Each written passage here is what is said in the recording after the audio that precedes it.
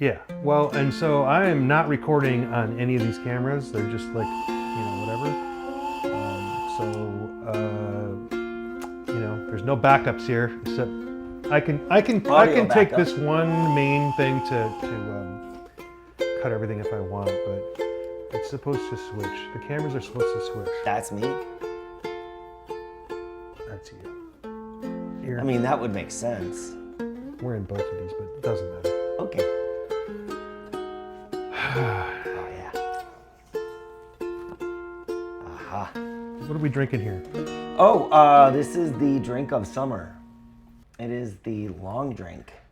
This is Norwegian. That's the theory. So it was when there were Olympics in Norway, they wanted to make a drink that was quick to make at a bar because they're going to get crushed with so many people. So they invented this long drink as our national drink, and it just kind of stuck. It's grapefruit soda, basically half soda water, and gin. Is this an RTD? Yes. It's gluten-free, so that would suggest that it's not malt-based at all. No, this is gin and grapefruit soda. Diluted grapefruit soda. 52. Yeah. Who makes this? The Long Drink Company of Norway. They now have sugar-free versions and all different flavors and stuff. I'm sure they're an American company, though. Yeah, now, yeah. They weren't, but now they are, yeah. I love it. So this is like Norwegian source citrus? Yes, Norwegian grapefruits. Yeah. But I have been trying to make it at home, and I've recognized some errors that I've made in my process, like using a 2-liter bottle of grapefruit soda that, of course, the next day is no CO2 in it. And we do the soda stream, so our soda water is bubbly, but you can't really overcome when I do 1.5 ounces of gin, 4 ounces of grapefruit soda, and fill with soda water. It's just not enough bubbles. So I got some cans of grapefruit soda and cans of grapefruit soda water, unsweetened, as it were. I don't know if those are worth anything, but okay. This is not a beer podcast right now. This is not a beer podcast. This is a podcast This is about surviving summer in Phoenix. It is something right now. Right. It is real hot. There are fires in places and not in fireplaces. Yeah. I just drove by one on the way down from Flagstaff. I think it's the Pocket Fire. Throwing a lot of smoke up there. 0% containment. Big winds today. I don't know which direction. I hope they go from west to east because that will draw it away from any populated areas. They are west to east, more like southwest to east. Yeah. Yeah, I just don't want that big left hook from the... To go up north. And I saw that APS has scheduled some outages in the Flagstaff area for Saturday morning for potentially cutting off power to about 10,000 accounts for 24 hours. That's pretty wild. I mean, down here, that would be literally killing people if you don't have air conditioning. But up there, it's not quite killing people. Yeah, I mean, this is not what I intended to talk about, but yeah. There is this discussion now about air conditioning and that somehow air conditioning is inferior in survivability to heating. Like the very East Coast, Midwest, Central Europe thing was like, oh no, it's, like you have to provide heat for everybody so that nobody dies. But like it's deadly in Europe and in the Midwest where they haven't had air conditioning, and it's actually less expensive to cool than it is to heat. Really? And the temperature differentials that we have on planet Earth, Wow. So, and but you can just go outside and grab something and light it on fire and get heated up. You can't do that to cool down. Yeah, no, I suppose. Essentially. Yeah. I mean, I'm not saying it's more expensive or less expensive. I'm saying the availability of heating is higher than the availability of cooling. That's probably fair. But everyone's like, "Oh, Europe isn't equipped for air conditioning." I think they can get there pretty quick. I think the technology's there. They're way ahead of us on solar, so. And nuclear. Yeah. So I living in Arizona, like I don't think this summer so far has been as bad as past years, but it's just tough. Right? We haven't hit like, I think, was it 2024 is like record every single day.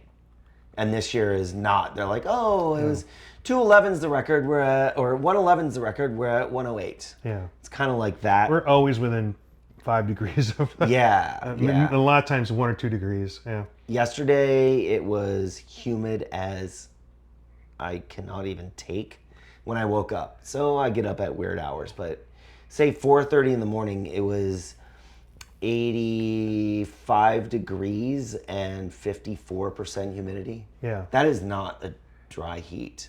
And that's the coldest it's going to get. Yes, in the next 3 hours, all that humidity went away and we ended up at like, 10, 11 like normal. But it was nasty when I walked out. Welcome to two guys talking about the weather. Two guys talking about the weather. Glad we could listen, be here for you. This is actually the first show of season 5. Look at us We've changing done the format. 193 Spirits and weather. I think we're at 192 shows, but we started on June 6th. So like Very cool. And I guess unintentionally we had a little bit of a summer break because the last time I talked to you, we had not done Real Wild and Woody.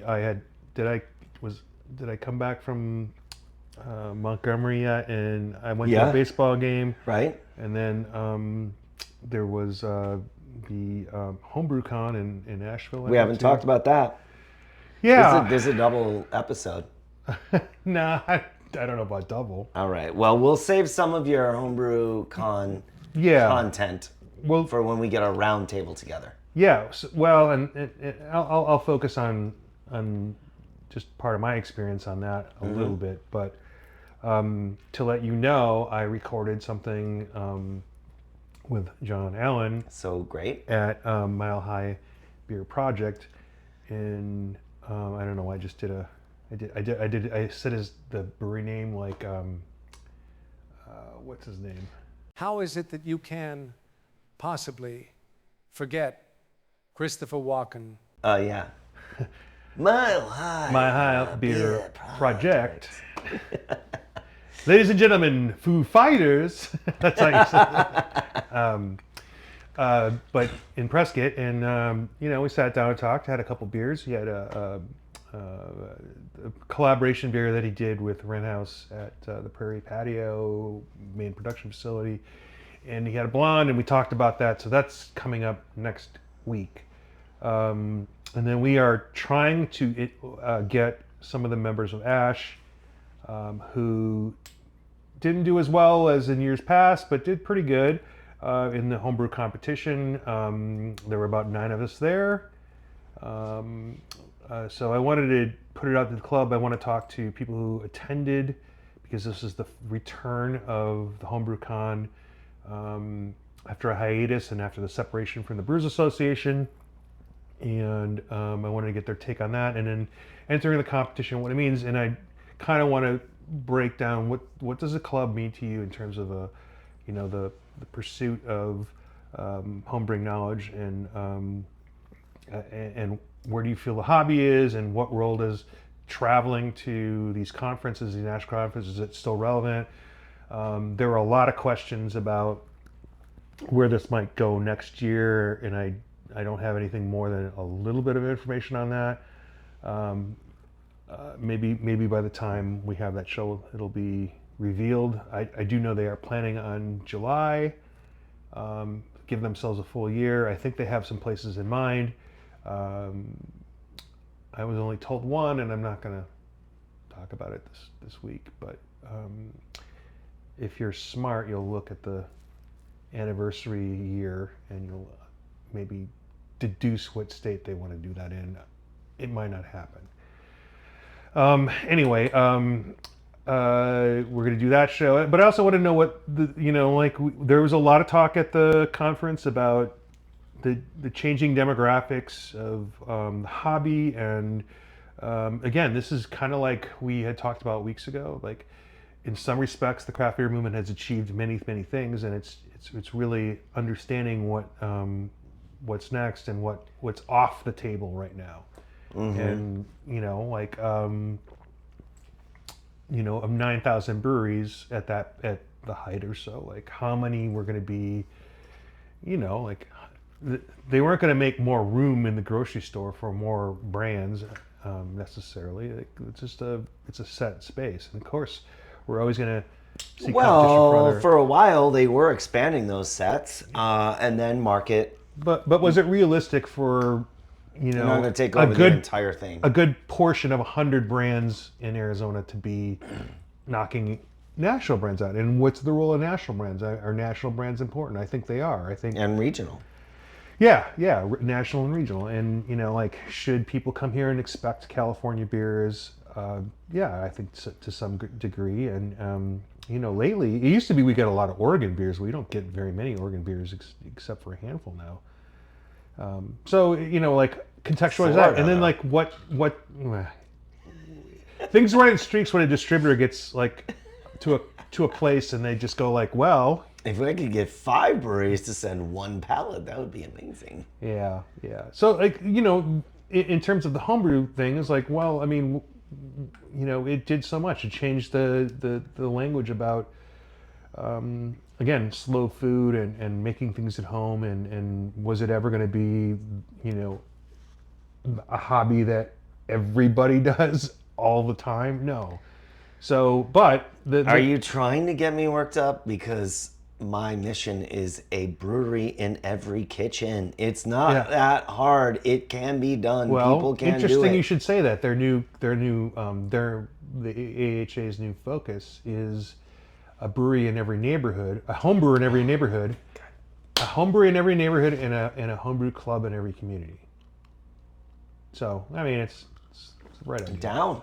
Yeah, so sounds amazing. There was a lot of talk about the changing demographics and what we were going to do, and like how we are open-armed about new people to the hobby, younger people who traditionally maybe don't have a beer experience in their family history or their ethnicity, or if they're coming from another country. But there are fermentation stories. There are things that are fermentable, and to that effect, one of the last meetings we had at Ash, we talked about fermenting other foods. We had a lot of lacto fermented vegetables. I brought some kimchi. I brought some unfermented kimchi to show like you can eat these kinds of foods at various junctures. Like, you don't have to wait for it to be fully fermented. In fact, I made apple kimchi, which if you let it ferment, the fruit will get so soft it'll disappear. So you lose this crisp, crunchy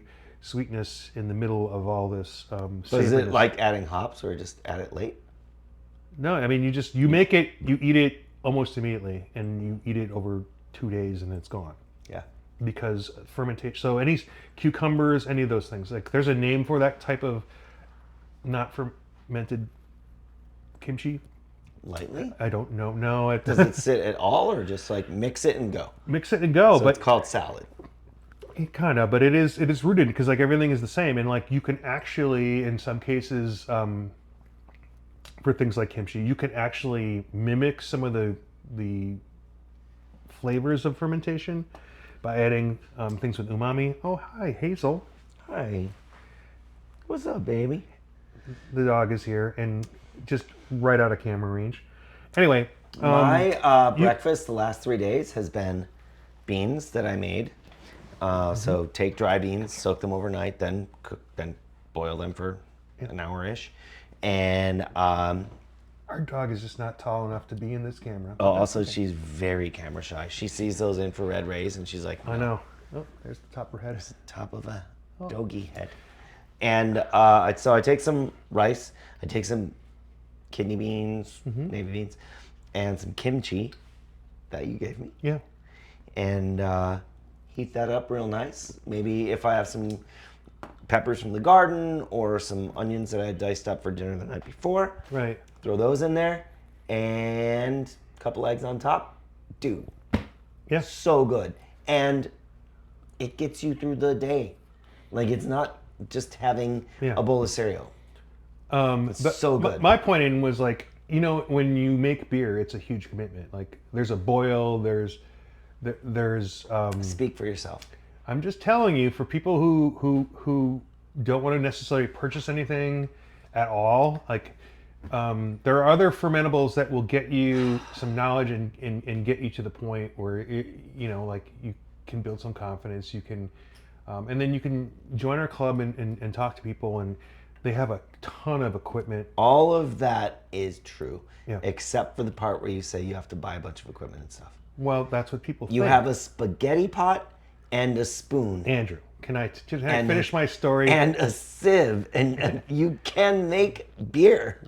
It's a lot Okay, of steps go for ahead. a lot of people. Go ahead. You have a long fermentation history, and I you know worked how to in make it restaurants. super easy for people. Yeah, I know. In fact, I talked to somebody in Asheville whose brother was an Ash member, and he said, "Oh yeah, I learned to brew from Andrew." And we met some people from Tempe that were like, "Oh yeah, we know about you, but we learned, like, they learned from you."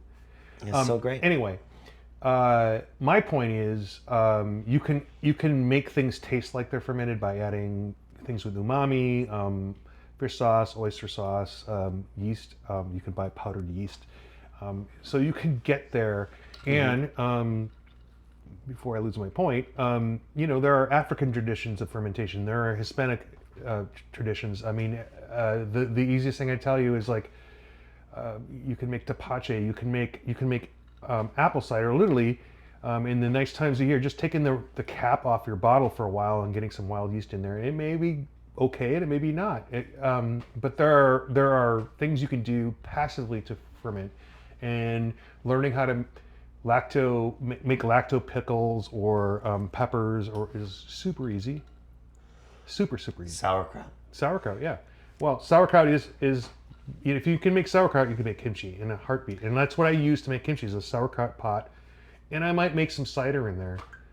It's just You say sauerkraut pot, but I just have mason jars, man. no. I'm talking about. Well, I mean, I have it. It's just I bought it a while back. I'm jealous, but Yeah, and it's a pot. It has a lid, but it has a basin around the lip, and there's little holes. it's on like the, a on the lid. built-in airlock. Yeah, so you put water in there, and as it bubbles, but yeah, I have the mason jars, and you can buy very inexpensively the little silicone discs Yes. that just have a nipple on them, and you just Sure. screw them in. Absolutely. And then, but key is, like, you got to buy the weights, or you have Yes. something to weight it down, push everything under the water. Anyway, this is what we talk about, but, like, how are we getting those people to come to a homebrew club? And Ash has so many things to offer. That's what I wanted to get them to talk about, and then contextualize it with, like, not everyone has this opportunity across the country. We're all struggling in ingredients. I think we talked about that last time. So that was the focus. Well, struggling what?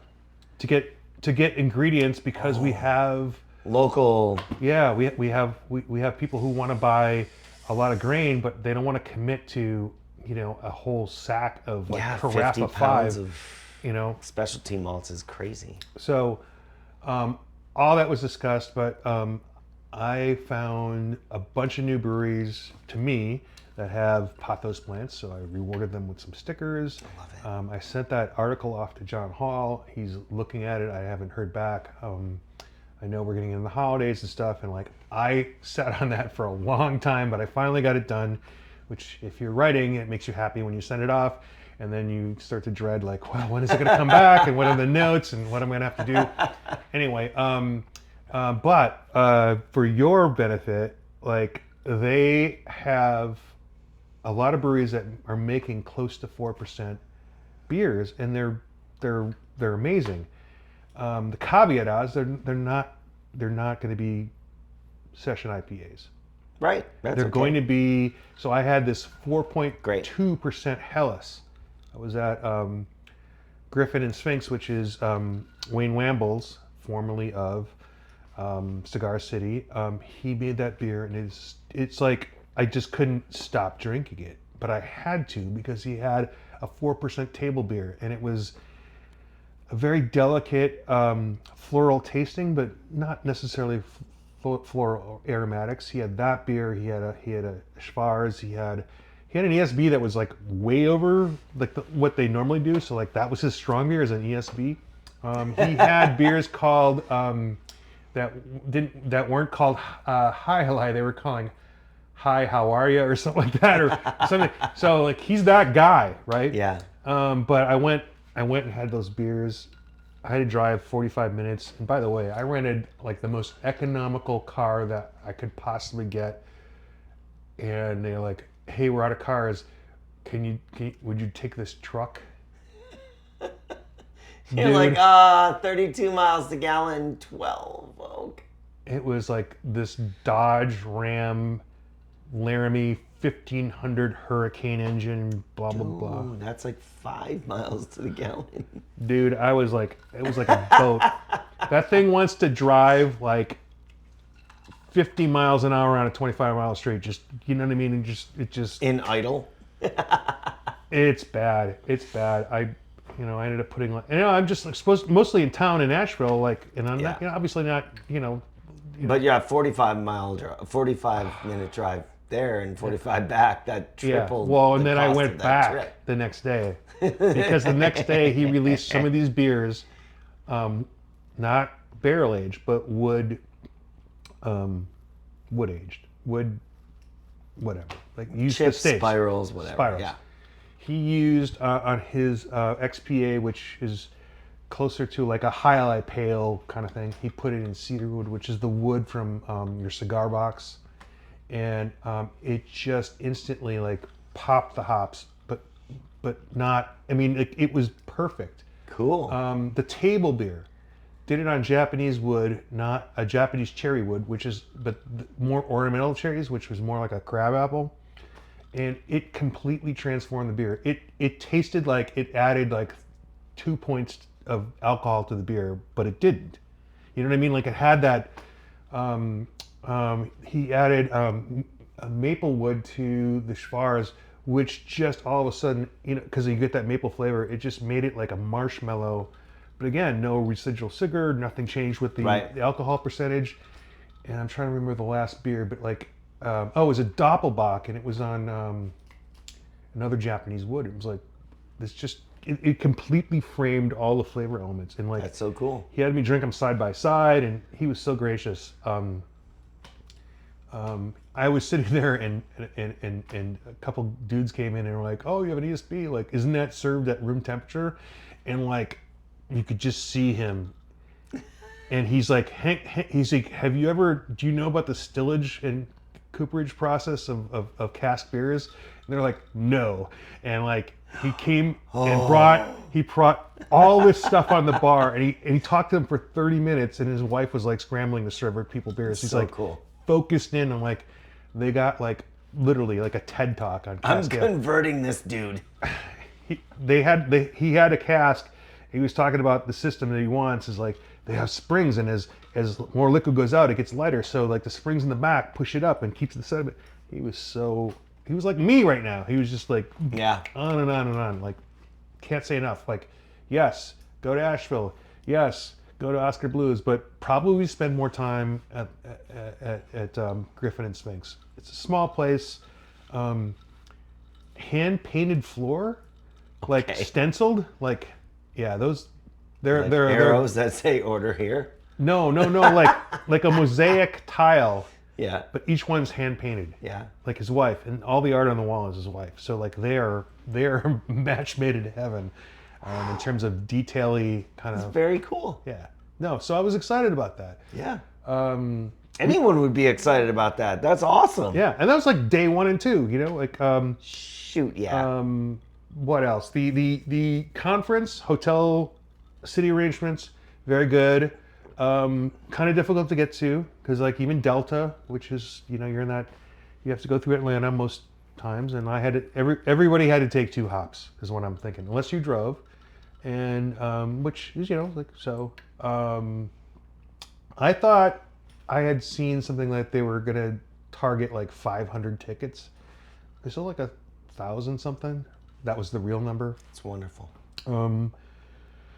So they did announce that it was going to be next year. Now, Asheville's, their convention center was a little bit wonky. They had a bigger area. Club night was really, really tight. It was like on a basketball floor kind of arena. And I don't know the logistical reasons. You have to understand that normally to plan something like this is 1 or 2 years. Definitely more than one. Yeah. I think they did it in a few months. Yeah. And you're waiting for numbers, and you're waiting to see what fuel costs are, and fuel costs go up, so airline tickets go up, so you're just like, oh, should we scale Biting this your back? nails, yeah. Should we scale this back? Or, like, should we, like, it's a big risk.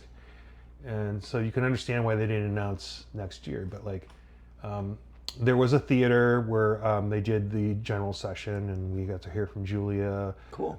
And, the board, and to hear what the direction is going to be. But the rest of it was in smaller rooms. I'm not sure. Oh, they couldn't do the awards in the same thing because that would be a great location. They had to work around a concert. So that night or that day, there are people filing in to go to a concert, and they're getting wanded and stuff, and they're like, Right. They see you like, oh, you're homebrewer, and you're like carrying like bags that probably have all kinds of Beer. yeah, and so you're routed around it. It was kind of funny, but yeah, the meeting rooms were tough. There was not enough seats, and that's always the thing, right? You get a popular session, and Oh yeah. not as they were small, they were cavernous. I don't think. I mean, it didn't dissuade me from going to what I wanted to go, but it was, like sometimes they can get hot. And I guess my only issue is there's only one concessionaire. You couldn't sit down to eat anywhere. There's, in fact, in the hallways, you picture like, a concourse of anything, like, there's no seating. There's no couches, there's no benches at all. Like, That's a wonky convention center. well, it's not a convention center. It is a concert hall. Oh. It's, so, and it's a budget one at that. So, yeah, you could dip out and go to a brewery. There was several walkable breweries. Although, again, speaking for someone my age, there's a lot of hills in that area. It was like, yeah, there was a few people who were struggling just to go 2 blocks down this hill to go to the brewery because it was steep. Excellent experience. I'm super enthused. I don't know, like I just know what they had to put into it, And going from an organization that has the resources of the BA right to a organization with 2 people, maybe 3. paid staff, yeah, maybe, I don't know. It is a huge change, and even if you get all of the resources that the BA had, like their files, Right. and they say, here's all our files, enjoy. Right. How do you manage? How do you Well, they had a whole through all of team together. That's where the strength was, to get those Yes. conference arrangements. So, that? Well, not only conference arrangements, but knowing exactly who's going to show up, because right. they could know that.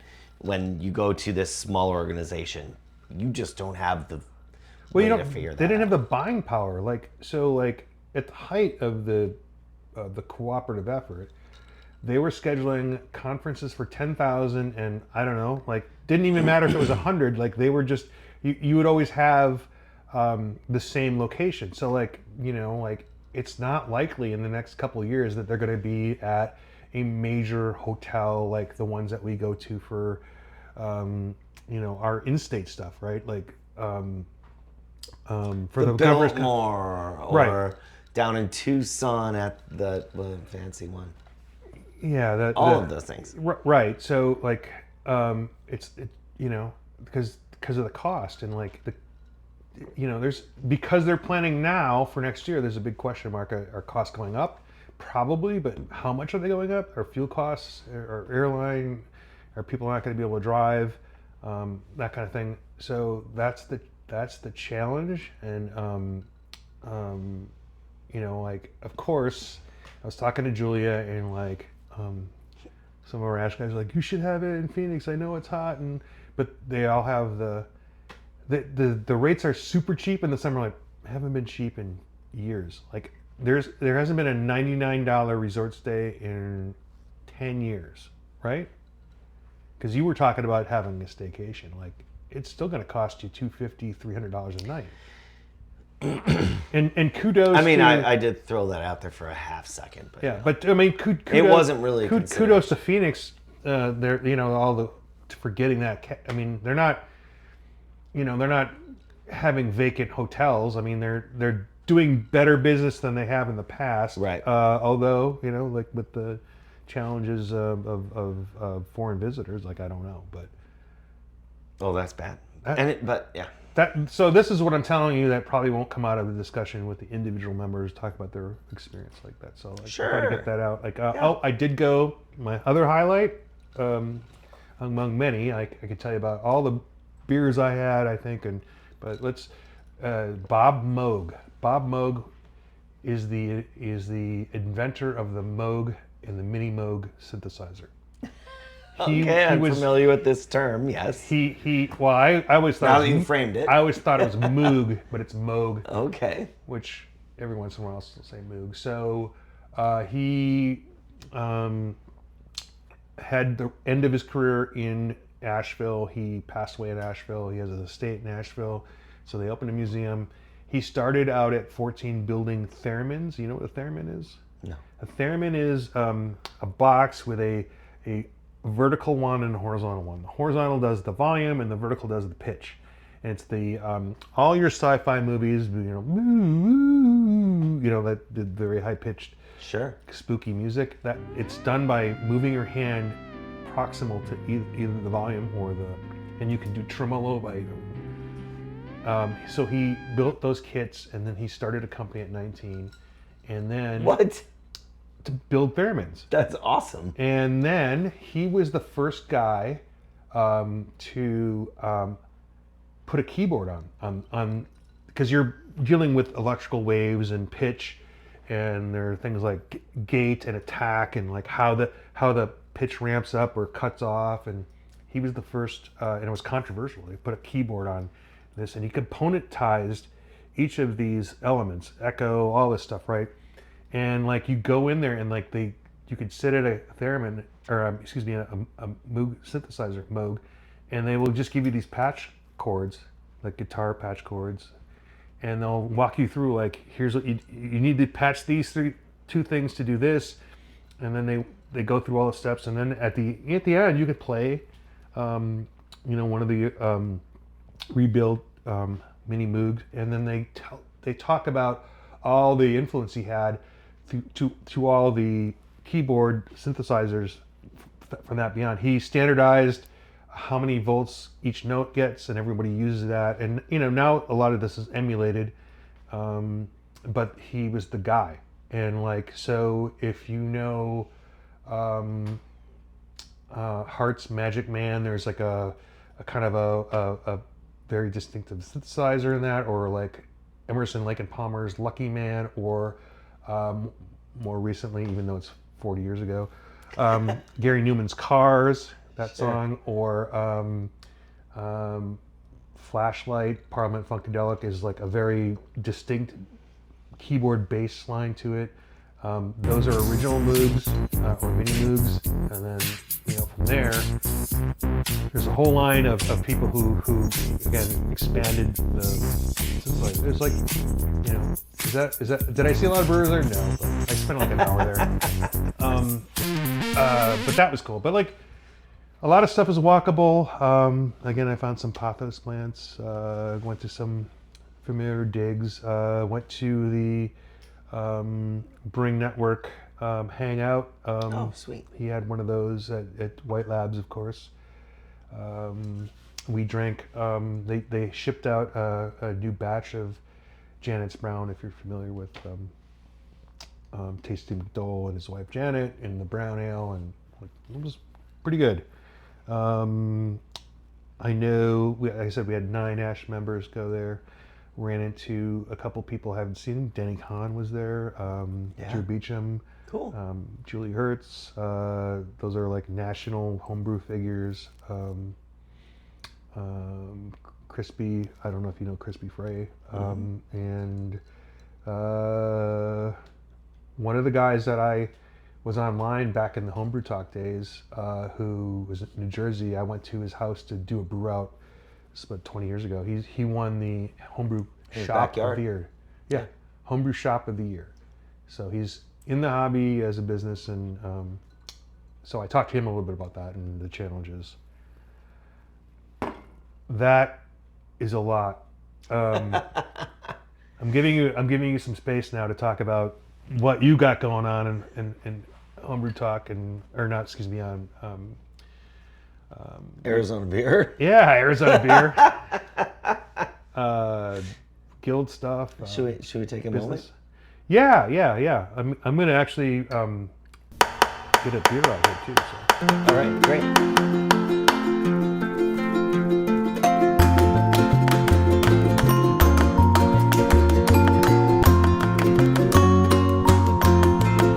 Have you had the NA side by side with the? No, I haven't had that. We can do that. Great. Since we talked about it, it's relevant, and I love it. I think there's like a lot to say about that as far as Arizona beers go. I think it's obviously a great thing. I only brought us little tasters, Great. Perfect. and then I have some bigger cans if we get to that. But Oh yeah, I have some of those in my car. I'm sending to Dean. yeah, trout fisherman. Yeah. Well, fishermen. I don't know what kind of fish. It doesn't have a big choice in Utah. Oh yeah, because it's right by Wyoming and Montana. Yeah. Okay, that's different trout. Fish? Yeah. I don't know what kind of fish. Oh, hey Rob, Andrew Bauman. how you doing, bud? Good, man. Been Cool. a while. Yeah. Should we talk Arizona beer? Yeah. Cool. And as you're doing that, I might casually, I'll introduce these, and we might I casually. would love that. So in a previous show, we mentioned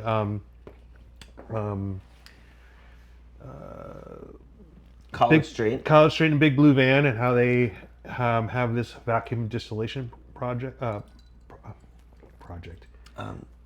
Process. Yes. And the flash pasteurizer. Right. And I had independently heard from somebody that I know. I always say, like, we never know who these Big Blue Van drinkers are, but I know one. But I asked, he was already on it. He's like, yeah, it's very good. It's very close to the beer. And so I just want to do a discrimination between what they're doing, which I feel is the same as what Guinness is doing and Deschutes is doing. And those beers, they pick a brand, and it's essentially more or less the same recipe, and they use the vacuum distillation to pull the alcohol out. It goes through a full fermentation. It is just as costly at the base as the original beer, and then they put it through this process, which makes it more expensive. And huge capital costs to do that. Yes, yeah. One time or several time capital cost. So what those beers have is you can taste the original beer in the lighter version. Right. And I think that's important for a couple reasons. One is I think that really shows how the fermentation actually changes the product, right? Yeah. In an important, flavorful way. Like it is a flavor component, which is often lacking when you do it the other way. Now, again, So you're saying versus those beers that are not vacuum distilled, Yeah. where you do a low alcohol fermentation and then essentially heat it up to blow off the alcohol, right? yeah. Well, the process. Whatever the process is. Yeah. It's the process that makes it, to me, warty, because they want full body, but you're losing the alcohol. You don't get that process of alcohol, right? So this is the original. The original. And there's one thing that I can tell you that's a dead That giveaway. smells like blueberry. Wow. It's very blueberry, but it's a beer that I could have one or maybe two of, but I generally don't prefer The flavor is pleasant. It's very vanilla. The nose is overwhelming, but Yeah, it's but- whatever. Like I'm not there ideal Right. customer, so it's fine. No, I mean, and here's the thing, man. Like, if I'm at a beer dinner, you know what I would pair this with? A cheesecake. Okay. Blue- Ice cream. Blueberry cheesecake. Well, okay. I'm just telling you what I would do. Like, but like then Sure. Then you're not a hot dog. no, you're adding sweetness that you already are, and this doesn't have the sweetness. So like, oh, that was a really bad pour, sir. Well, You are ruining my cardboard table here. I'm gonna get in trouble someday for that. Shit. We had to rush this set design Hey. together. Hey, Yeah. you don't have to do that. Everything's fine. No, everything's cool. Yeah. All right. So this is the NA version, and the tell is it doesn't have a head, and it's a the little clarity. cloudy. The clarity is Yeah. not there, but I get a little sulfur on that, which is strange.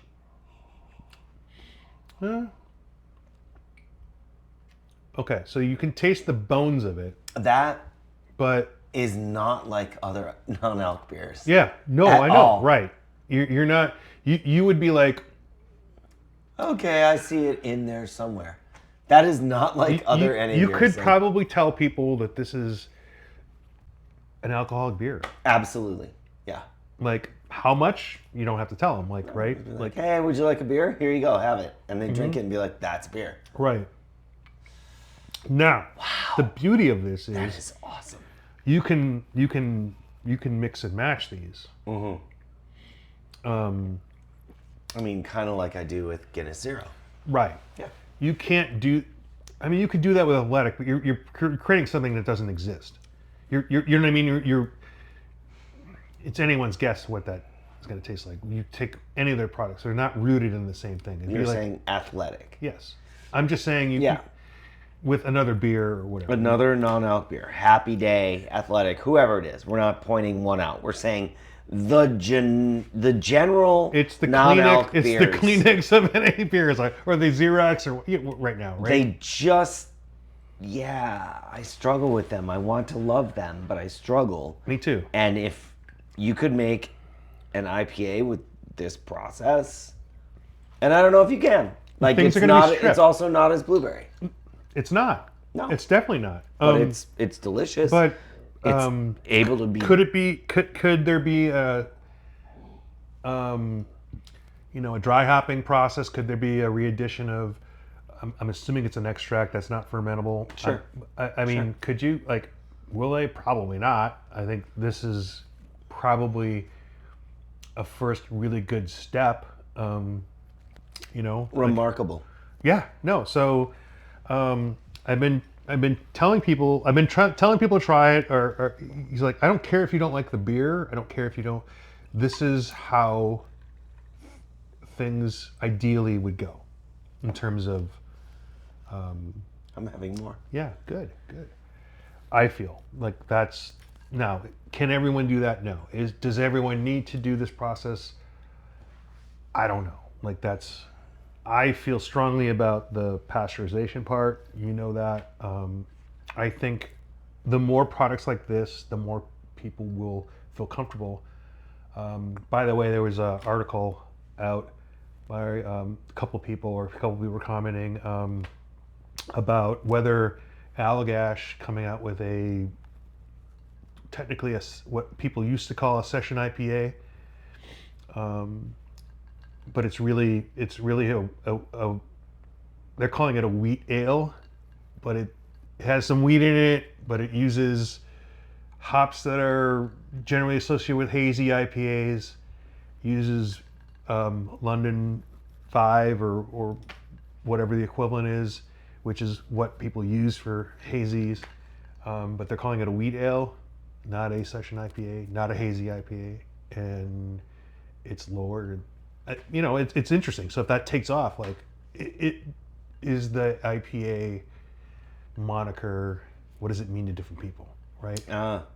So my point with this is like Sierra Nevada also is supposedly coming out with a lower 4%-ish line, and there's a lot of people questioning like, are people gonna want these? Is Is this because of low It's a alcohol? big question. That's what innovation is. Like, Yeah, you right. never know when you're innovating Right. if people are going to want it. Right. And if you don't try, and thankfully they're like going in Right. and putting the money in to make it happen so that we can figure it out. Right. Thank you to them. I need that.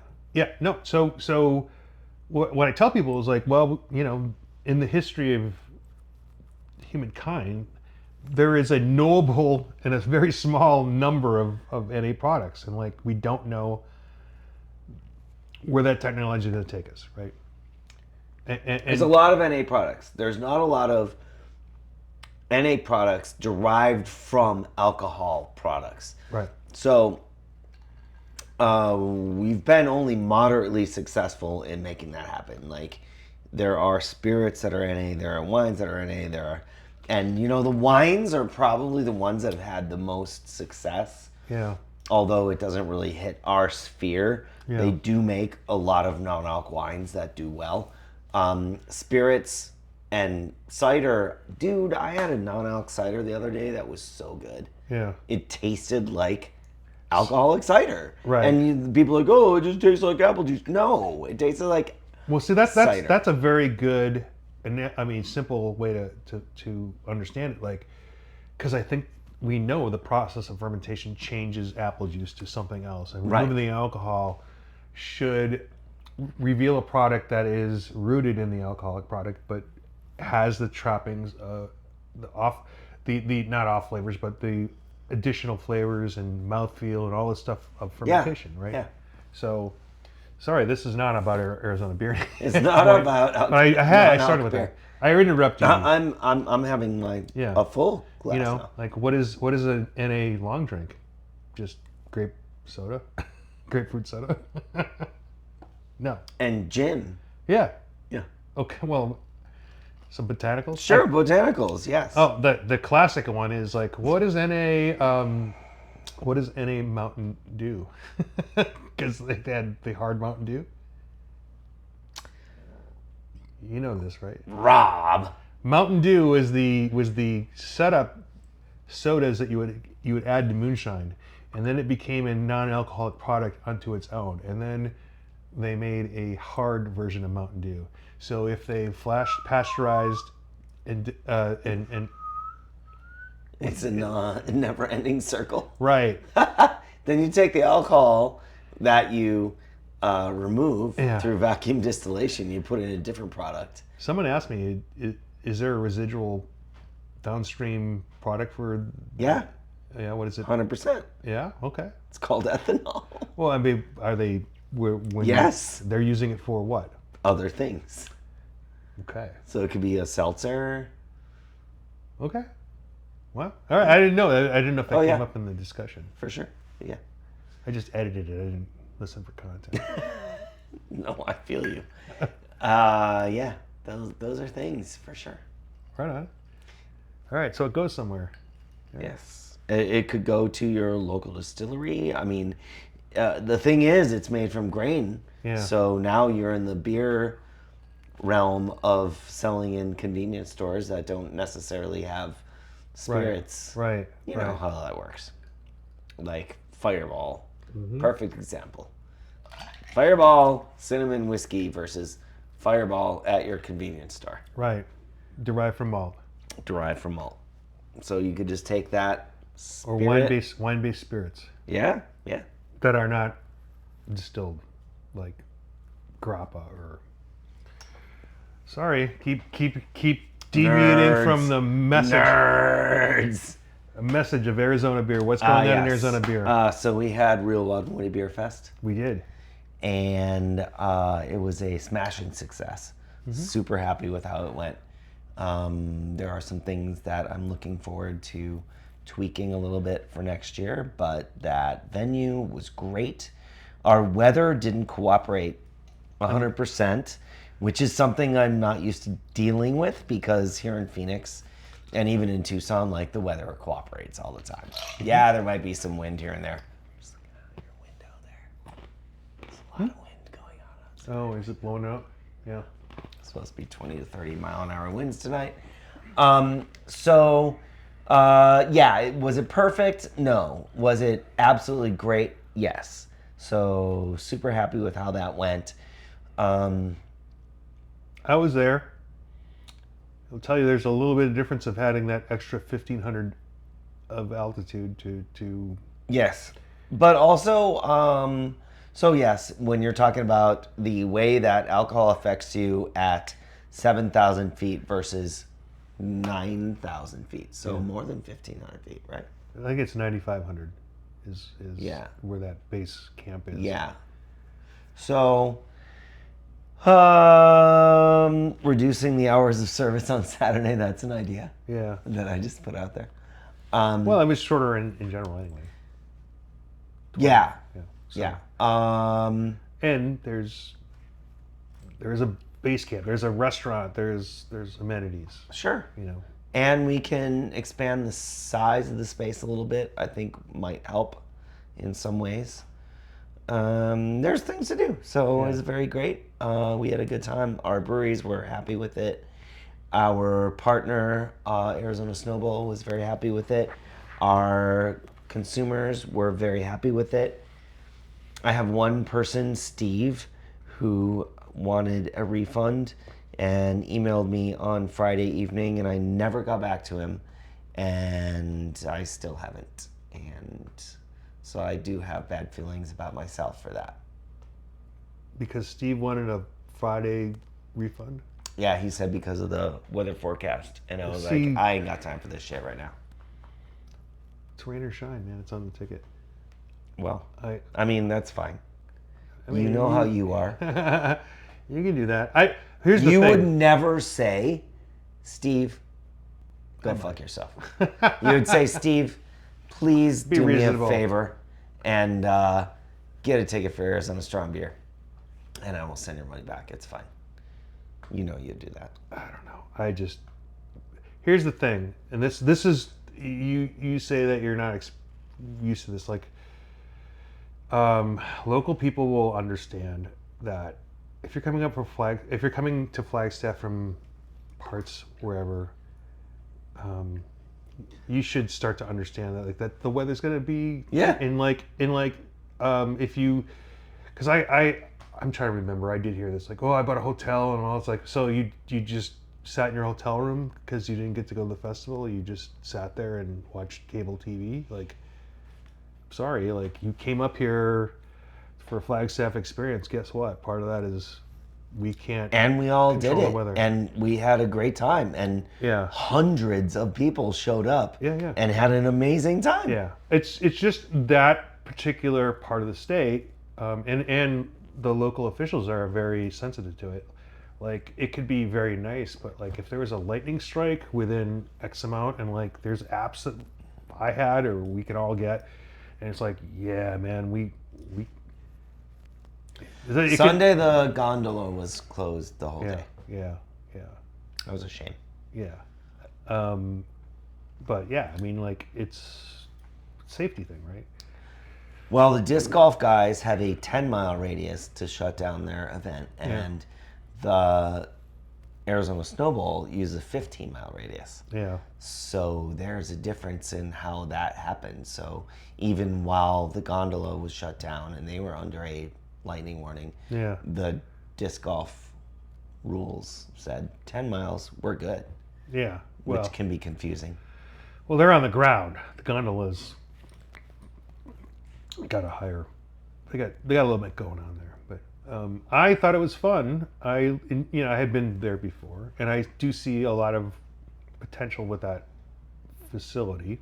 Mm-hmm. I think they just got to get comfortable with the concept, and hopefully you can make those inroads. Because like they have more than just that area. They have an area that's a little bit lower.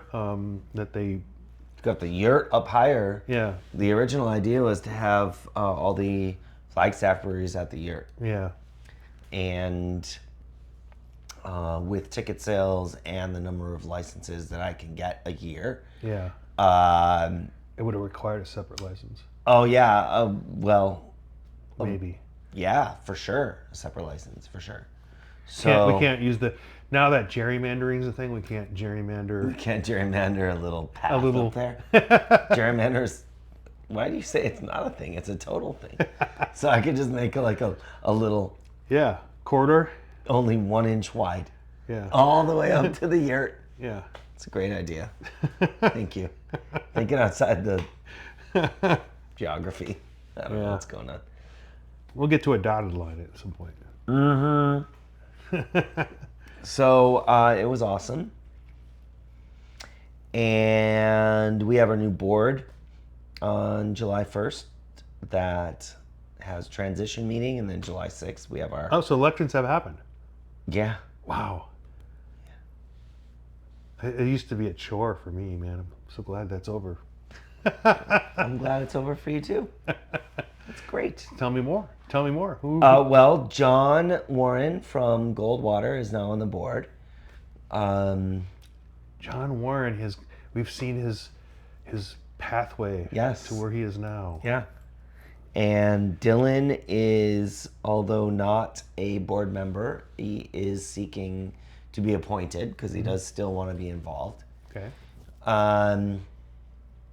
We have 5 permanent board members.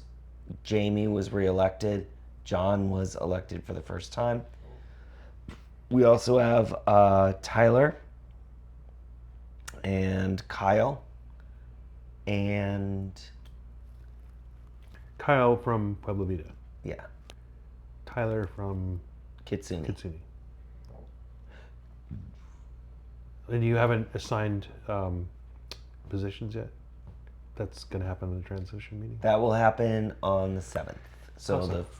the first or the 6th. The first is going to be everyone getting together Right. and nominating some appointed members, and then Sort on of balancing out the models and the geographic area and yeah, areas of expertise.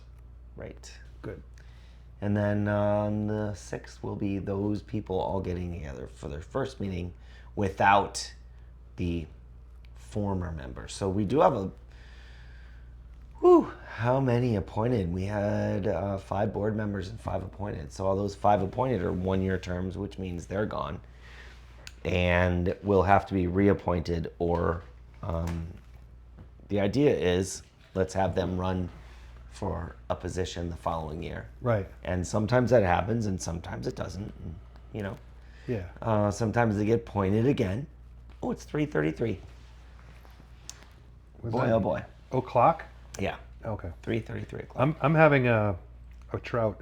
Oh, great. I will empty this so that you can. This is the Wren House Apache trout. We went to the launch of this a Oh, while back. we didn't even talk about that. No, I know. I'm talking about it now. It's been so long since we got together. Yeah. I have a bunch of ice in that. I'm gonna. What I'm are gonna you doing? This is yours. I'm gonna drink out of the can. Oh, I'm Or- going to empty this and then you can pour some in Okay. here. Okay. Oh, maybe get some silence. Wow, thanks. Yeah, no problem. So we went to this in at Suit Hall, Wren House Suit Hall. And what happened there? What was this for? This is to benefit the native Apache trout from Trout Unlimited, right? Yeah, Trout Unlimited to was there. preserve the habitat of the Apache Right. trout. They do a lot of work with making sure that Arizona has amazing fishing spaces and that our overall wilderness is protected. And the Apache trout is the Arizona state official fish. Yeah. And we ran into Mark Sullivan. Mark Sullivan from Crescent Crown. Crescent Crown, that's right. Yeah. And Michael Aerosmith, who's the local Tempe rep that I know. Mm-hmm. By the way, I ran into him at Catalyst. They're picking up a couple of their brands, Catalyst. Yes. I ran into him because I was with the old retired gang of Ash. Some homebrewers that have been working in the industry. some had owned places in craft beer scene. Mike Heerbrand, Barry Tingliff, who used to work at Oak Creek and Sunup, and 5 or 6 other homebrewers of note. One of actually 2 of them have won medals. So, whoa, what's going on? What What shit is is that? going on? Are you having a heart? Unknown caller. Oh, that's your phone? Yeah. I thought you were having a heart attack. No, I'm fine. But also, Jim Lally showed up randomly. Jim Lally from the Hungry Monk. Wonderful. Yeah. So, and then we got to see some of the medals from NHC. Mm-hmm. That's not what they call it anymore. Do they call it that? The National Homebrew Competition? Homebrew? Yeah. I don't know. And anytime you say NHC, they're like, it's HomebrewCon. And it's like, is that a HomebrewCon comp then? Or I'm Yeah. sure. I don't know. Anyway, saw Michael Aerosmith there. Yes. And then, let's see, I got a hat and some beers, and I got a koozie, and I'm sending those off to my friend Dean in Salt Lake. Yep. Big fishing fan. And that'll be cool. Yeah, no. So this is just a pale ale. It's I shouldn't say it's just a pale ale. It's very delicious. Good, nice, clean label. Mm-hmm. They have a series, and this is not part of the series, but Wren House, I just saw on their social media today, have a series called Rep, and they just came out with a new one a few days ago. I'm gonna guess that they had like a release party on Saturday or something. Yeah. Because social media is so annoying. And I did put that on the Guild's social media today because that's when I saw it. Yeah. But it is with the Arizona Hunters and Anglers, and it's also with another group. Yeah. Who do you think the outdoorsman of all the people that you know at Wren House, who you think is The most outdoorsy? Yeah. So Drew? Oh, I was gonna say Preston, man. Preston. Oh, okay. Drew?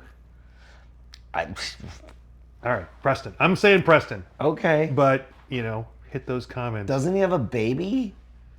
Doesn't mean you don't think outdoorsmen have babies. Babies don't go outside. They all have babies. Kids, children. Gross. Yeah, actually, Who's the fisher man? I think it's Preston. I think Preston is their outdoors guy. Like he's super. Okay. Well, He was the one handing out. He was the one. He was there. He was handing out stuff. Whoever it is, I think they're doing a great thing. Yeah, no. Arizona needs more of this, and our breweries do great. I just want more branded with. Yeah. Yeah, I the mean, stuff. it's They do a, so many things, but they don't like shout it. Yeah. They want to do it on the DL, and they don't say this is what we're doing and we're so excited about it. They just say like, hey, we're gonna do this because it's the right thing to do. We had a brewery that was very expository and very promotional about it, and then people kind of got gun shy about it. It was like Arizona Wilderness was out there with all this stuff. And I mean, they still are, yeah. they are, but I think it's a little lower key than it used to be. No. You don't think so? No. Dude, their social media was like over the top with this kind of stuff, and then traveling and all that stuff. It's been lower key. Well, it's not about what the owners are doing like it used to be. So you're right about that. Yeah. But they are definitely shouting out all the amazing things that you do Yeah. Okay. It's fair. constantly. It's fair. Like, Transition. we man. get this. I would get this. You have probably this criticism, like we don't celebrate our wins enough as the guild. We don't, and then when we do, we feel like we're superseding everybody that we represent. It's tough. Like I get it. So. Yeah, I don't really feel that, but I just wish that I would get a heads up on some things instead of just finding it I know. later Yeah. and being like, oh, well, I saw it in your social media just like everyone else did, but Yeah. the algorithm doesn't favor me. No. So Yeah, I mean, I am super stoked about the things that our members do constantly, and we don't. Anything I shout out about what we do, I don't feel any problem with that. And if they have a problem with it, then that's silly. Yeah, I'm just going back to when we started these You've gone through a lot of shit, fan man. retention days, and then everyone was like, pick that up, and like, well, now I'm competing with you guys. Fan retention days. We would have before a lot of breweries had special things for their members. Okay. As a guild, we wanted to have like a mug club yeah, we wanted or to have a passport. a program that people pay into and they get favorable treatment or they get information early. Well, obviously, if you can't get information early, how can we pass it on to them? But they wanted to hold their cards close to the vest, and like as a organization, like, well, if that's what the businesses want to do, but it's like you're talked into it, and then Yeah. like, but you know, some of those businesses still go like, well, why aren't you doing that? I'm like, here's why. You have to tell me. Yeah. Yeah. So, what does the future hold here? We have AZ BrewCon meeting. When I get home, I'm going to let our interested parties know what the Survey Monkey time determined for The actual AZ schedule. BrewCon meeting. No, it's Oh. happening September 15th. So we get all our beers turned in on September 3rd for AZ Arizona Craft Beer Awards competition. So that'll be the 3rd, and then the 4th is Friday, and then the 5th is Saturday, and we'll do our judging on the 5th. And then on September 15th, we'll do AZ BrewCon starting in the morning, and Lester Jones. Oh, you bastard. So we'll have a You got- keynote speaker, and then we'll have 2 different tracks, one for technical, one for front of house / owner / sales. And then we'll have lunch, and then we'll have those tracks break out again, and then we'll have our Arizona Craft Beer Awards. It sounds amazing, and I remember that we talked about this, and I will be in Germany for Oktoberfest. And Yeah. 10 out of 10. Yeah. I would love to come. I wish you all We'll the just success. fly back. Just do it back and forth. Just take like 3-day back and forth. What's the big deal? Oh my God. You're gonna be there for like 3 weeks, so just like go out, Yeah. come back, go back. It's like literally the second day. Oh, that would be tough. Yeah, it would be tough. It would be anyway. No, I want to be there to help. I want to be there to, you know. But Appreciate you. that's okay. Like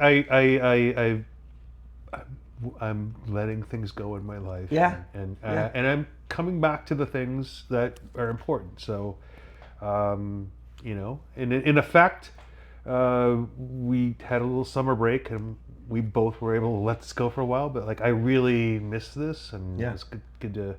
It feels like anytime that we're apart and we don't do a show for a while, this one ends up just being this Super long, yeah.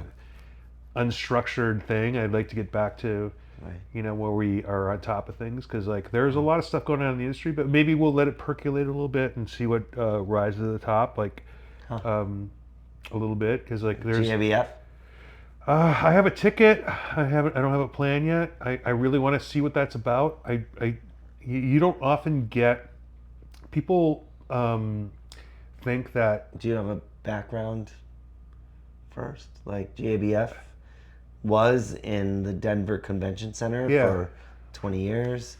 Yeah. It went from having 4 sessions to 3, and 2 sessions on Saturday down to 1. And yeah, so it really changed, and now they're completely changing it.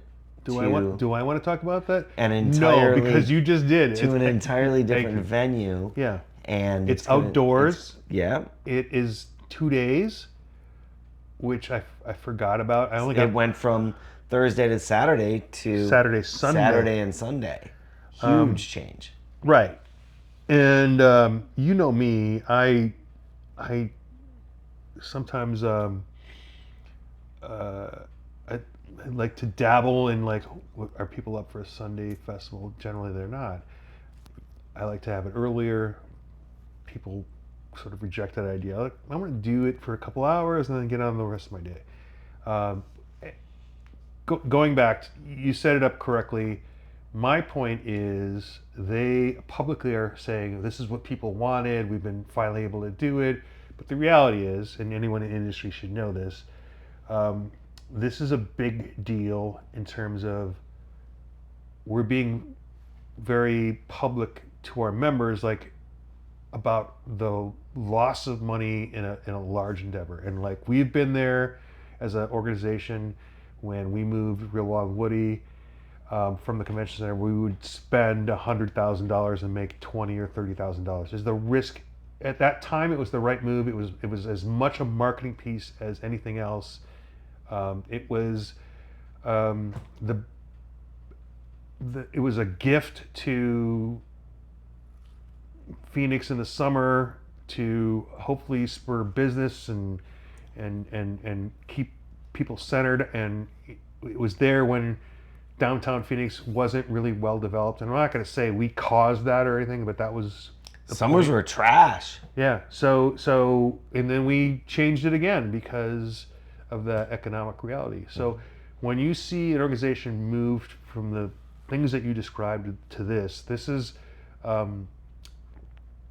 it's a big strategic change, and it's a necessary change. And from what I hear on the inside is, if they sell no tickets, they will make more money than they did at the convention center, Right. in that they were losing money. Yeah. So that's if you're losing money at events, you got to change something. I mean, We went through convention that- centers, woo, Yeah. very expensive. Very, like, not only the, like, expense of renting the convention center, Right. but all the associated expenses can be 2 or 3 times Yeah. the actual Right. purchase. So I was looking at a place for the Arizona Craft Beer Awards Festival, and it was $5,000 to rent it. But it was $20,000 to buy out the alcohol contract with Yeah. the vendor. Yeah. Yeah. $5,000 for the venue, Right. $20,000 to that vendor Right. to be able to serve beer from our breweries. Yeah. Yeah. And so, I mean, we went through that with moving strong beer around and like, so like, Arizona Strong. not anymore. I can say how I I'm can just call it whatever I kidding. want. I'm just kidding. People who own businesses, imagine every year you have 3 out of all of your events that could literally put the entire enterprise upside down. And like, there's no full-time staff. It's just, we're doing this, and you just kind of, it got to be like we're putting the whole enterprise at risk for an event. And, you know, like, it's tough when you're this, we're large, but we're tiny. So all I'm saying is, I want it to go well. I think it's a tough road. If they have a great couple of years, one of these years could be disastrous. But going back to Steve, I'm not going to ask for my money back if there's 4 feet of snow in October or whatever it is. I'm just going to try to have the best time I can. And they have a shuttle. They do, yeah.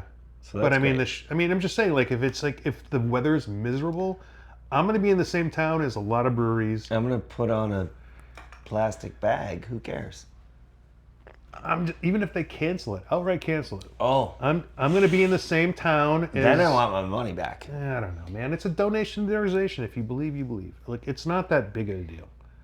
Like, I'm not talking me or you. I'm talking right. about, Steve. yeah. So, yeah, whatever. I'm paying money to go to an event. All your other bullshit, I don't care. Yeah. If you cancel it, oh great, give me that money back. If you keep it going, even if there's It'd be two nice if breweries. they did, but I'm not going to write an email to somebody to say I demand my money back. Yeah. Early, Well, I before, mean- well, actually, before, in this case, before it even happened. It was perfectly acceptable Saturday. It was great. So,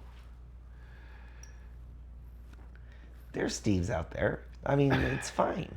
He gave it a shot, and I didn't reply, and he hasn't done a charge back, and I'm the worst. anyway. All right. Okay, I do have one thing Okay. that I did in preparation. So let's look at that. Oh, we go to our prepared content. I have That's the some last prepared part. content. Okay. 6 brewery red flags. Oh, it disappeared. What? I don't know. My phone hates me, I guess. I didn't do anything bad. All right, I'll just reopen it. Send yourself messages, and that's your notepad. All right. 6 brewery red flags that should have you heading out the door. It's an article. Yeah. Okay. I'm listening. It is on The Takeout. Okay. That's actually a publication I've read before. It's not. So if you would like to throw out some things of your 6 things that make you say no. You want me to Yeah. say a few things? Mm-hmm. I don't know, man. If it's obviously dirty, If it doesn't look, smell, or taste clean, it probably isn't. there you go. Number 1, bud. You nailed it. Okay. They do go into like bathrooms upkeep, which has been a huge thing for me from restaurants. Like bathroom upkeep is such a big deal, and then people just don't care, and it's really tough. Staff. Next. You would say people. Your staff doesn't care. Let me go. No, I'm asking you. You said it was a big deal. It was upkeep was tough. Like no one. Oh, like just. I mean, it wasn't tough. It was just you had to make sure people were like rotating through. Bus Right. boys, every 15 minutes, you gotta Right. get in there. Right. Uh, And then so- the fact is that they're using the bathroom and they go, "Oh, I didn't even notice." Yes. Bullshit. Absolutely. Servers either don't know or don't care. Yeah. Okay. Yeah. I know. I've been to that experience. Speaking of staff, that was wrong. There is, yes, the beer vessel matters. It so matters. So the glassware. Yeah. Okay. Yeah. How do you feel about that? I mean, it has to be pretty egregious for me to say it. I mean, are we at the point where I'm walking out or just sending a beer back? I think I would have not.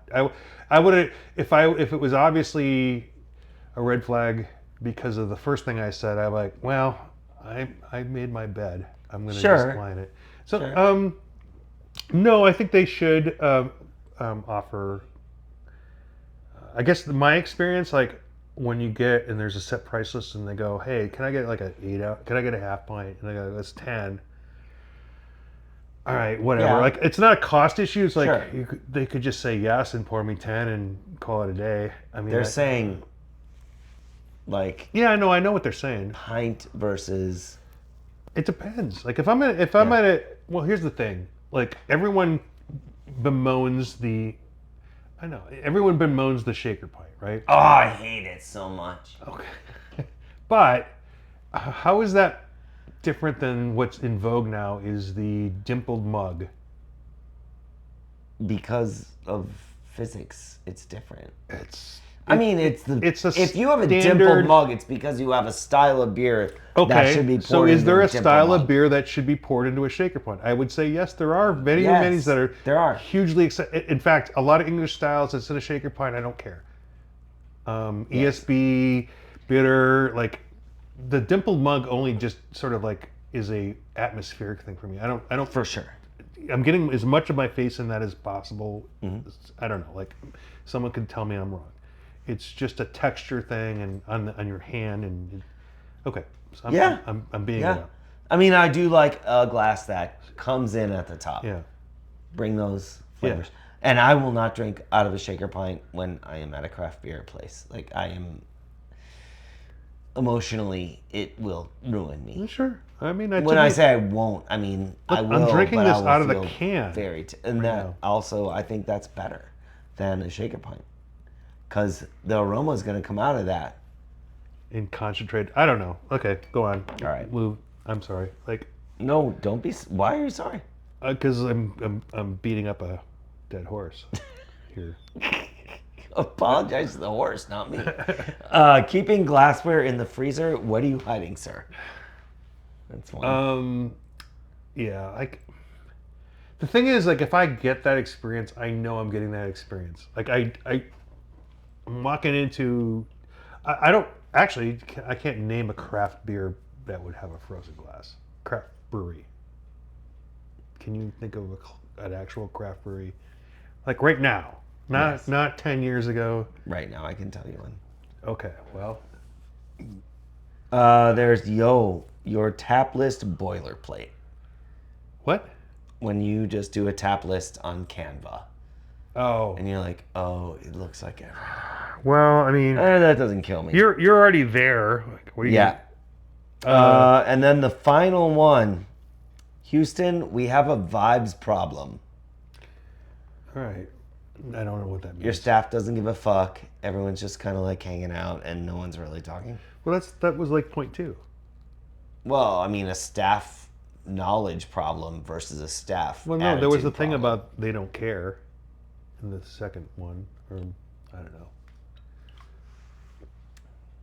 Anyways, that was the article I saw that I thought was interesting and something that is out in the world Yeah. that is not Well, clearly, necessarily I had in beer. I had nothing to say about any of that. So, no. All right. No, I mean, no, I get it. Like, I get it. think your comments were worthwhile, but whatever. No, I'm still. I mean, if you are there, it's 9 times out of 10 because of the job. You might also enjoy that. Oh, place. me? Yeah. Oh. Yeah. I'm still in that. Or like, well, okay, well, this is what they do, and Yes, we will give more latitude, and we and- understand the struggles of owning a and brewery. especially if they're hometown heroes, especially Sure, absolutely. So no, I can see. So, look, man, what bothers me in a place, especially in Arizona, is if there's no if they have like large windows and the sun is just beating in and like they're not doing anything to combat that. Yeah, At some point, that's customer service. well, I know. If the music is super loud for no reason, like I I have get so many that. examples of both of those in the last week. Yeah, and especially if it sort of like jars against the vibe of the place. So with that vibe thing, right? Yeah. So like look, man, I go to concerts. I do things that are loud. My hearing is probably destroyed because of it. But if the music selection is clearly controlled by the staff, bartender. that doesn't sort of meet the expectations of the physical surroundings. Unless it's Taylor Swift. If we're drinking like in the old days where they open up the receiving dock of a brewery, anything goes. Like play, put it on the tiniest Bluetooth speaker, Sure. drink it. Like that's Blues, different. But if hard I'm sitting metal, and whatever. if I'm sitting and there's nice chairs and it's just. It's not even a question of whether I like the music. It just doesn't seem like it's. Imagine you're going to a Father's Day event. Okay, I know. Okay. You go to Father's Day, and you're there with another 6 or 7 groups, Right. large groups, Yeah. like 6 or 7, 10 people in each group, waiting for this place to open. Yeah. And you're hearing WAP as the music that's blasting Yeah. in the venue while you're ready to go in. That just gives you a little bit of anxiety before you even get there. Yeah.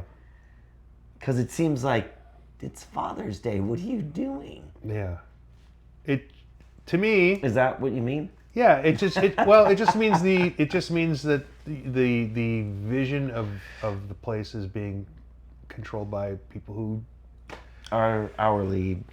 I don't want to say it that way, but yeah, I mean I was gonna say the inmates are running the asylum. Like, Yeah. I don't know. Like, but I've been to a place that is decidedly playing old school, hip hop, very loud, but that was the owner's choice, And the I vibe know worked. this. It didn't always work for me, but like, Okay. it was like, I know what I'm getting into. Sure. Because it's consistently this, but it's just when the other thing happens. It just doesn't match. What else could I tell you? Dirty menu, like a menu that's got food on it. Sure, that's a turn off. Yeah. That's bad. Did it stop me from I ordering don't food? really run into that as much as I had in the past. I think people are more aware of that, so that's nice.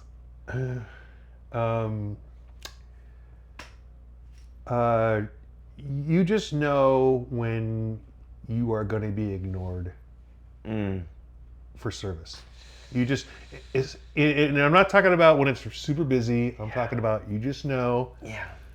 that, and like, it's like, is it because you know me and you're treating me this way, or because you don't care, or like, because people know you too, like, right? Some do, but a lot don't. Well, I've actually sat with owners of breweries and they're like, oh yeah, they're totally ignoring us because I'm here. The owner's here. And That is a thing for sure. I don't know.